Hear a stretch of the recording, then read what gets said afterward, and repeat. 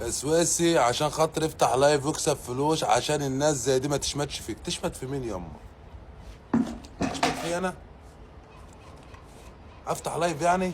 دي 90 جنيه يوميتي بعرق جبيني، بصحى الساعة 7 الصبح واروح شغلي، ولا حد بيديني جنيه ولا حد بيديني باريزة، وماشي بمبدأ اكسر ده ايه ولا حد يكسر عيني. مفيش حد فاشل بيصحى الساعة 7 الصبح ويطلع ياكل لقمة عيشه بالحلال، اللي يقول عليه فاشل ده يبقى بني ادم اهبل. هي ارزاق. الفاشل اللي بيقعد على اللايف طول الليل كبسوا كبسهم.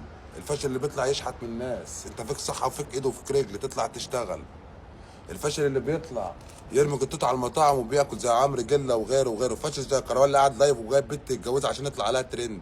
انما اي راجل بيصحى الصبح بيطلع عشان يجيب لهم عيشه بالحلال، ده مش فاشل، ده راجل عارف مصلحته وعارف ان دي سنه الحياه، بيخرج عشان ياكل عيش بالحلال.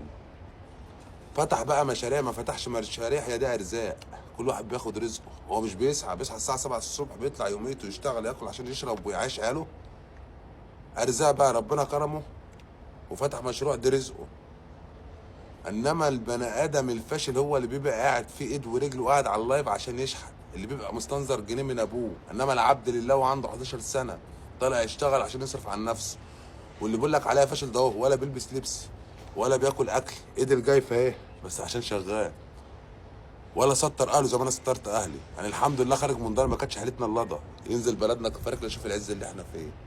مفيش حد بيصحى الساعه 7 الصبح على الساعه 6 الصبح بيطلع على اكل عيش واسمه فاشل. فاشل اللي قاعد على الايباد بالليل، الفاشل اللي مستنظر حد يجديره.